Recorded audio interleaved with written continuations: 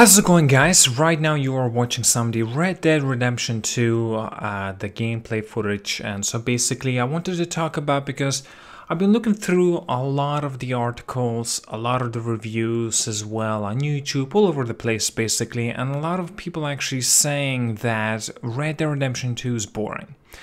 And well, being on a slow side, you know, the game is very heavy paced, it's very slow, it doesn't really get to the point, but whenever it does, it just takes way too long. For example, whenever you need to get to point A to B, the horse is not there, or it's dead, or it's too far, you cannot call it, and so you're gonna have to run for it pretty much, or you can steal a horse, hijack it more or less. Now, obviously, getting to that point is already slow, people already know this, but that's the thing, because Rockstar, they have tried to go for the realism of the game, so obviously it would make very boring aspects in the game. Now, also, if you have or have not seen the review I have made for the Red Dead Redemption 2, I believe it was yesterday if I'm correct, and basically I've mentioned that the game does not deserve a masterpiece because it felt like a very personal story.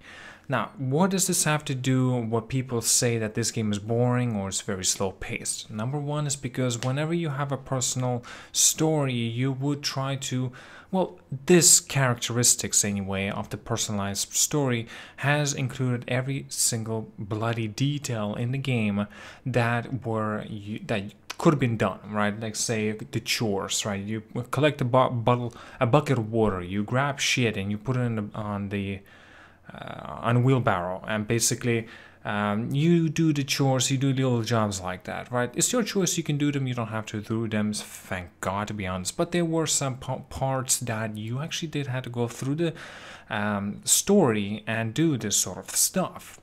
Now, especially with John Marston and Arthur Morgan as well. Now, it doesn't really mean exactly that this is just a boring, crappy ass game. Far from it. This game is a bloody amazing game. It's definitely a game of the year. I think it might even top off the what's his name, God of War, that was released this year. Like me personally, if I would have had a choice to make, I would say that Red Dead Redemption 2 just tops it up by a bit from God of War, but God of War gets to the point, and like there's no chores between it, right? You don't have to really do little thingies that people just don't want to do. For example, like in the story in the Red Dead Redemption 2, you have to go specifically, you have to do that for your friends, characters, NPCs, and so on, right? But that's why people find it tedious, a lot of work, it's just boring. Stop, you know. God of War didn't really have that, but there were a few of those options and the things that you could have done as well. For example, you would have to kill ravens. Ravens, I believe so, but anyway, those birds, anyway, green birds, you have to collect them. But that's more of a completionist thing.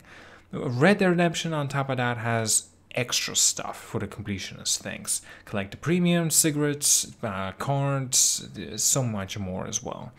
And that can be extremely grindy if you want to go for a platinum trophy or just 100% achieving the game anyway. Not the story, I mean the collection and everything pretty much in the game.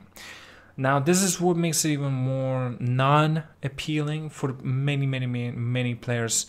It's just that it's just simply slow. It doesn't get to the point. Sure, you could have a slow start. It kind of did have a slow start. And the middle was also very slow. You're gonna pretty much get to roam the free world of the Red Dead Redemption 2.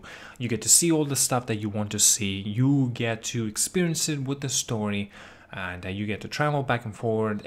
Saint Denis, so many other places, Valentine and Strawberry, like so many are very popular. Well, in Red Dead Redemption's scale of popular, I'm talking about towns and a city, of course. Now, obviously, this does not result of having, for example, I have mentioned a couple of my other previous videos why this game feels slow and why people are arguing about it. It's just that, well, main thing is your transportation. Firstly, the fast travel isn't exactly there. Rockstar has tried to implement something more of a realistic transportation. For example, you get a carriage, right? And you get to travel to the places that you already have been, and you pay for it with fee, obviously. or you can get a train. There's just no fast travel availability. Unfortunately, that's really is the case. In Grand Theft Auto 5, Grand Theft Auto 4, I believe so. Yeah, Grand Theft Auto 4, I would say closer to. You call a taxi, you tell the guy where you want to go. You put a waypoint and you go just there. You do that, you end up there. Much more simpler.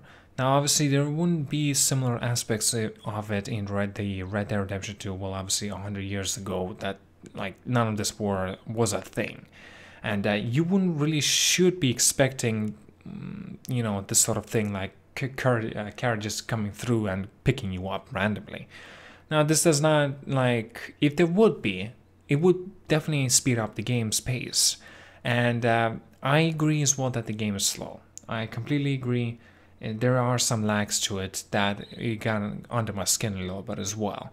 Now, honestly, if I would have had to make a rating of it, I definitely would not give it a 10 out of 10 to this game, but I definitely could give it like IGN rating 9.8. You know what I mean?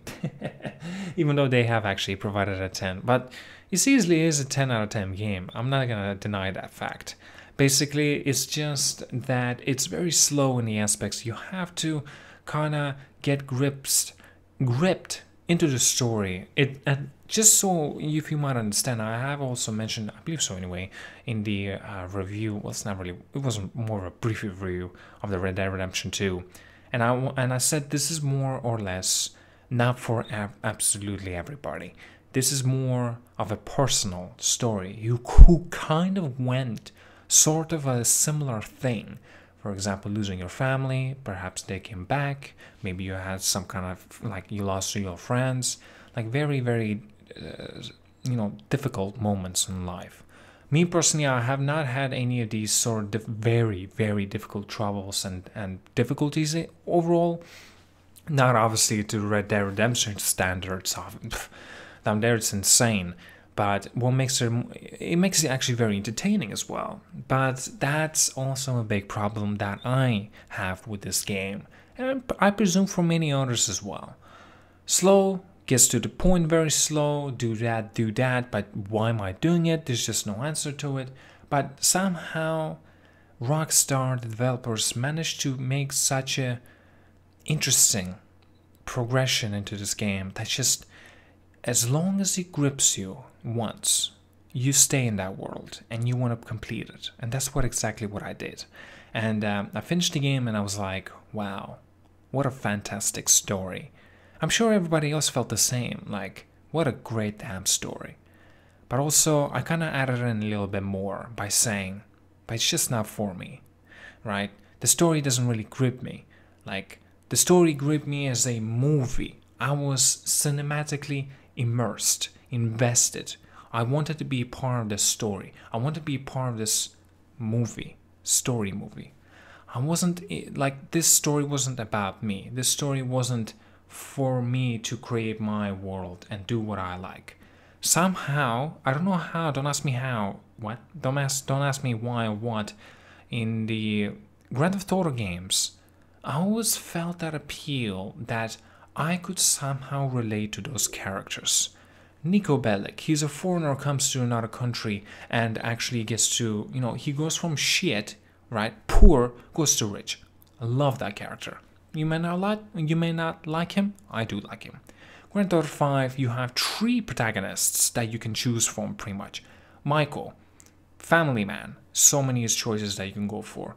Franklin, more kind of my style because he's the youngest from those 3. And, he had a very difficult troubles on the Brotherhood era where he is at.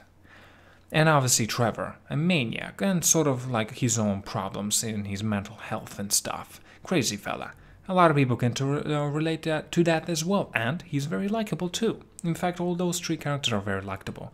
And Trevor especially, because like something is so special that you don't see every single day out there, and it just makes it so much more appealing. In Red Dead Redemption, for example, Arthur Morgan, what it means to be loyal, what it means to follow a leader, what it means to be a right-hand man, a muscle man. I can't relate to that. Obviously, I have played so many other games that were similar to it, and it's hard to explain. right? The game is bloody fantastic and I love it.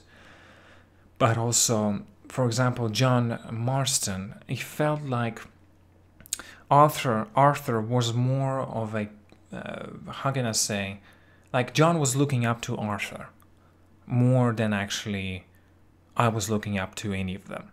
John is a likable character, he doesn't really give a shit, he's stuck in his past, he wants to do killing. You get to feel that at the end of the, the story of the Red Dead Redemption 2 anyway. You get the feeling, you can see his wife is declining that. It's pretty awesome, it's good to see the story sort of unfold like that. Now, it gets to that point is very goddamn slow and irritating a little bit as well. But how it delivers, the impact is there. It's awesome. I love it. Now, I still think that Red Dead Redemption 2 tops it just a bit over from God of War. But that's a commentary for another day. I will get into that expected video of God of War versus Red Dead Redemption 2. Both of the games finished and both of the games reviewed. Anyway, I'm going to do a comparison of that. Not sure how I'm going to do it exactly, but please stay tuned and you can expect it from my channel. And yeah, have an awesome day, guys. Really do appreciate you tuning into my YouTube videos and my streams and all that good stuff. And I'm going to let you go. Have an awesome day. Like and subscribe as always, and have a good one.